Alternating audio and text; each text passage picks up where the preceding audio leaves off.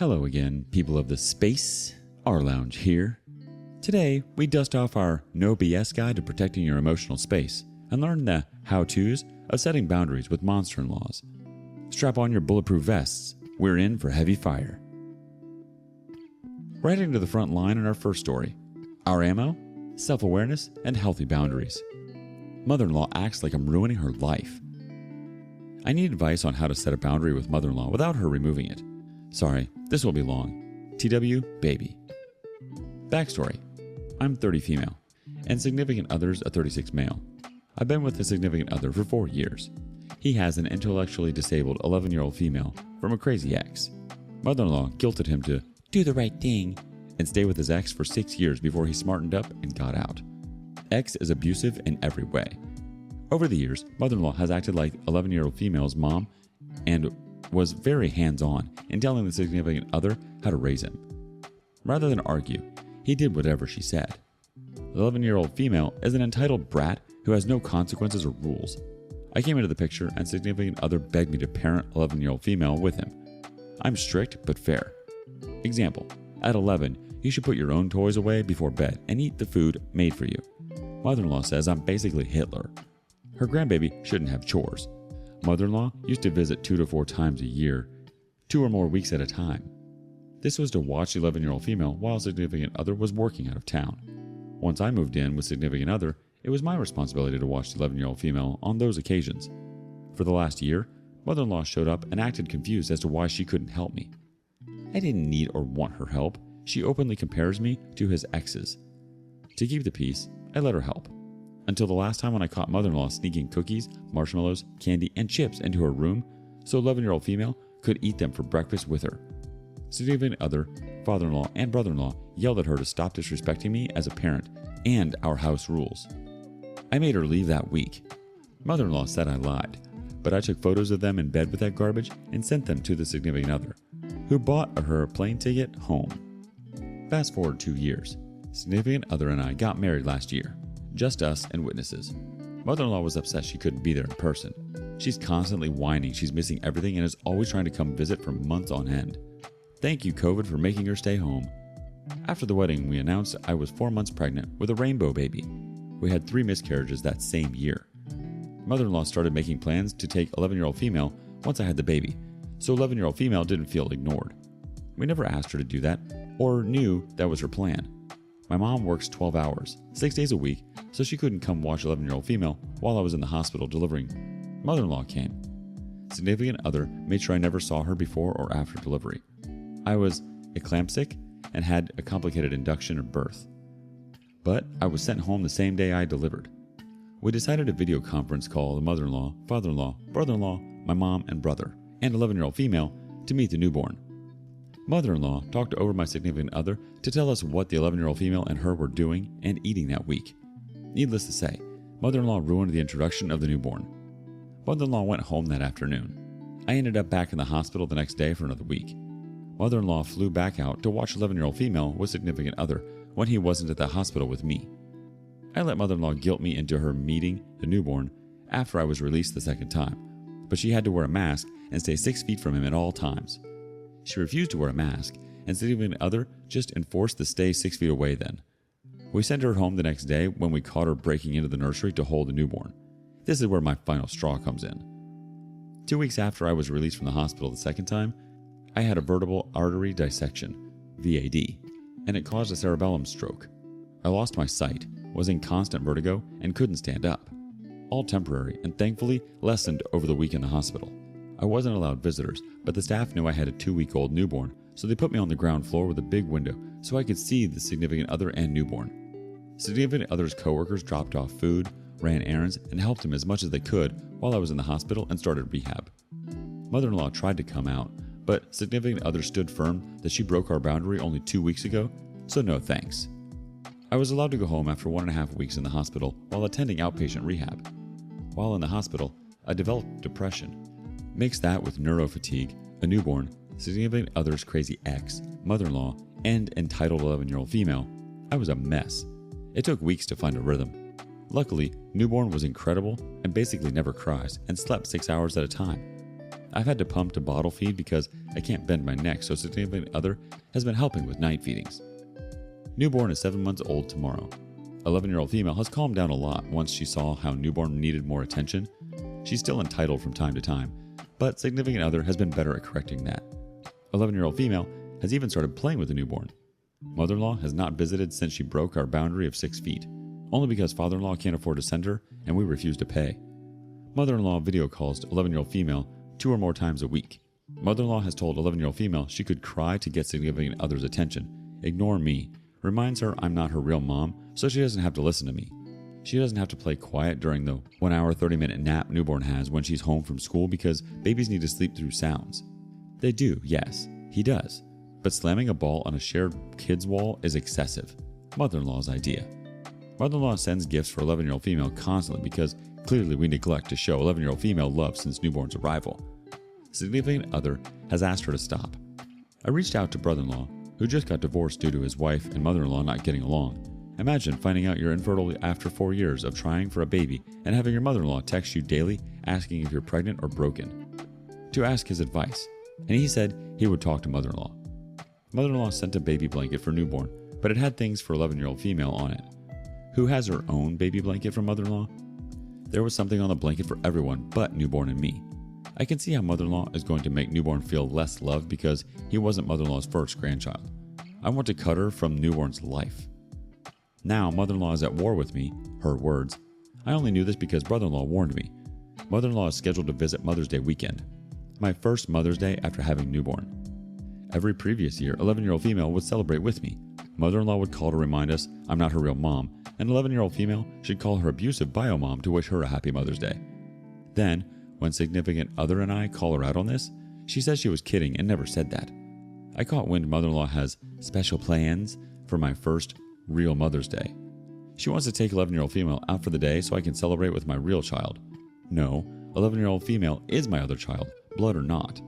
Mother-in-law also wants us to cook her favorite meal for 11-year-old female, her, significant other, and newborn while I go have some me time. I should add, I have not been able to leave my son alone willingly with anyone, except a 74-year-old female I'm very close with that was our neighbor for years. She's family and follows our rules to a T. Very respectful Nana. I will never leave newborn alone with her mother-in-law ever. She is a big reason 11-year-old female is in therapy and has an entitled issue. Significant other and I came up with a plan that puts us in public most of the day. My mom is coming to celebrate and be backup. Mother-in-law will have to follow public rules, so less policing from us. In my opinion, mother-in-law is super toxic. She had a crap childhood and says she's living her childhood out now with 11-year-old female. Weird. I would cut her out of my life as I do toxic people, but significant other can't do it. I come from many abusive past relationships, whether romantic, familiar, or business. I always try to make them work. I've been in therapy for 6 years to work on people-pleasing, anxiety, and now 11-year-old female and mother-in-law. I have tried putting boundaries in for years, only to have them ignored. We can't afford to put her in a hotel, so she has to stay with us. I've been losing the little sleep I get over this for weeks. Mother-in-law says she'll watch the kids, and I have 11-year-old female help with newborn. We don't allow that as she's expressed harming him previously, thus her therapy. Mother-in-law constantly texts significant other with her ideas of things she's going to do when she's here for 2.5 days. Our nursery is limited to visitors due to COVID and the bugs going around. No one but significant other and I go in there. Help. How do I keep her from breaking all the rules and boundaries and sending me into an anxious depression spiral? Thank you. First of all, you're doing a fantastic job so far, and kudos to you for healing and going to therapy despite all that has happened to you. Second of all, congratulations on your new baby. Although it really sounds like you're doing this, it's crucial to sync up with your significant other. Partners need to be on the same page about what boundaries they want to enforce with their parents and how to enforce them. Otherwise, there's no change in successfully offering limits. Often, what you give is what you receive, so think about what your mother-in-law may be feeling during certain situations and try to adjust your attitude and perception accordingly. You cannot, and should not, be the one to compromise, but definitely be open to some give and take. Be a negotiator. Try to create a win-win. And, most importantly, remember that you are modeling behavior for your children. Also, don't compete. Romantic love and parental love are totally different. In some cases, you may have to spell this out for your overbearing mother-in-law. If you sense any sort of competitive atmosphere emerging, endeavor to diffuse it as quickly as possible. First, acknowledge the situation. Then, encourage your significant other to spend some quality alone time with his mom every now and then. All in all, it's important you communicate and stick to your boundaries. You're not responsible for how she reacts or the emotions she feels. Setting boundaries is difficult. If you find these approaches aren't working, I recommend seeking professional support. What are some ways you've created boundaries with a family? What worked for you? What didn't work? Let us know your thoughts in the comments below. Our first community comment comes from Floss147. I think if she can't afford a hotel, then she shouldn't come because she's not going to respect you or your boundaries. You don't need that at all, and your children don't need that. I know your significant other doesn't want to cut her off, but he needs to realize he needs to protect his children and partner before making mommy happy. Our next comment comes from Christiania83. Holy crap, why do you let her into your lives at all? Go no contact. The OP replies, significant other will not do it. He says, that's just who she is. Christiania83 replies again, sounds like you have a significant other problem too. The OP replies again, very much agree. No idea how to conquer that either. Dealing with it in solo therapy for now. Hoping to convince him to join me. And one more comment before moving on from Dirty Socialist Hippo. He needs his own individual therapy. You've been doing the work for years. His turn. If everyone around you is in therapy and you're not, take a clue, dude. Our second story takes place behind enemy lines. I found out my mother-in-law was never a good mother the hard way. I, 29 female, live with and have dated my fiance, 28 male, for 6 years. 3 years ago, my fiance tore his ACL and ligament in his left knee while playing soccer with his friends. I, at the time, was a manager of a boutique, making about $22 an hour. We had little rent to pay because we live in my parents' building. His mom was living in a room and had no other family in the States. On the day of the surgery, I told her how difficult it was going to be for me to take care of him after the first week.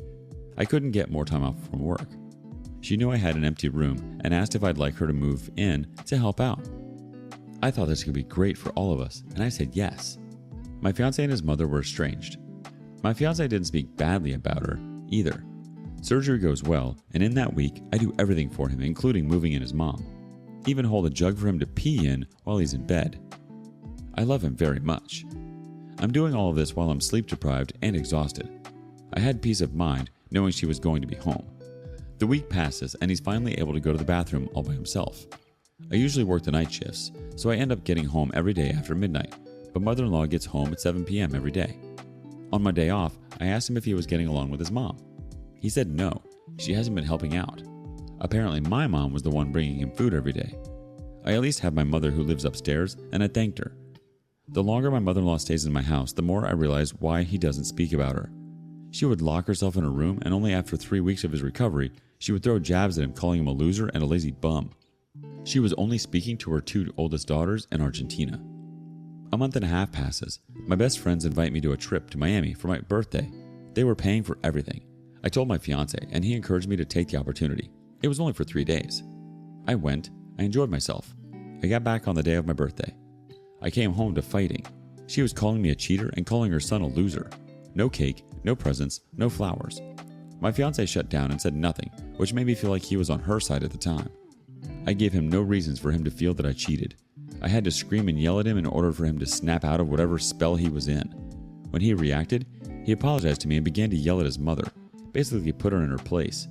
He hardly speaks to her, even though she still lives with us in our new apartment. This is not the last time she did this. I have even worse stories than this. Let me know if you want to hear more. Wow, I'm so sorry you have to carry this burden. I think you should reconsider having your mother-in-law live with you, and instead consider having a different roommate to help cover bills. Your mother-in-law sounds like she's a very toxic woman, and it's severely affecting the relationship you have with your fiance. You're such a good person for reaching out and giving her a chance. However, she had her chance, and she revealed her true self to you. Neither you or your fiance deserve that type of treatment. Protect your space. It's important to establish boundaries that keep your mother-in-law from becoming an intruder. Remain in control of your life. What would you do? Would you continue to let your mother-in-law stay with you, or would you kick her to the cold curb? Let us know in the comments below. Our first community comment comes from Meowser. Kick her to the curb if possible. She doesn't deserve the kindness you gave her. She's going to try and ruin your relationship. You remind me of me with my husband when he was in the hospital. I lived 45 minutes away and got there 30 minutes early. Took care of him, helped him walk to the bathroom to pee, all the other wifely duties. You did good, but now you got to rewrite the good. Save your relationship from your mother-in-law. Our last story made it out of hell alive. We just left hell. Finally, hubby doesn't want to go back. My mother-in-law doesn't just take the cake, she serves it with a smile on her face and enjoys watching you choke on it. Let me tell you about our hell. Before we get engaged, she would let it slide. She was low-key racist, calling people outright by outdated names, Oriental, Spic, and etc. Mind you, I am adopted triracial myself, and her son married this. This also comes back into the picture later when we had kids. Once engaged, she thought it would be okay to treat me like family by yelling at me for 3 to 4 hours, saying how she bought her son a house so he could be a bachelor and should have changed his dating profile since I wasn't what she wanted for him. After telling my spouse about her rant, he confided in his brother, and only then did I get a pretend apology. The day before our wedding, she yelled at me regarding the table arrangement and insisted I change everything to her liking. On our wedding day, she pouted during the photographer and small things about how she wanted only her family side to take photos without the bride. Mind you, the bride's family didn't get separate photos without the bride in them, but as a bid to make her happy, I agreed to her tantrum.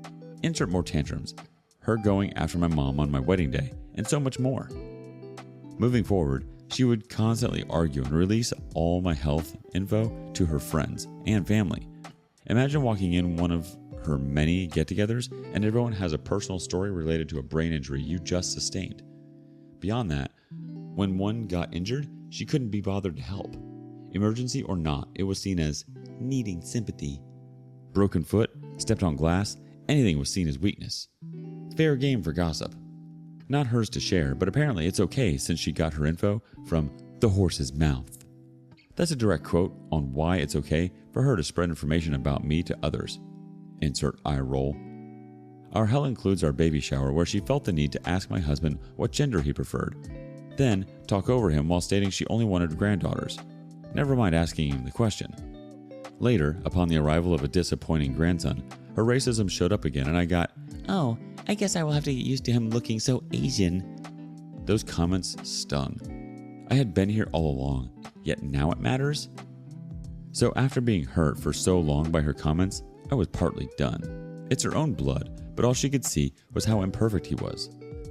Racial comments aside, both parents come together to make a child, but apparently biology classes were missed in her case. Took all the joy out of the moment. But wait, 2 months later, she gaslighted me at a meeting to air out her grievances.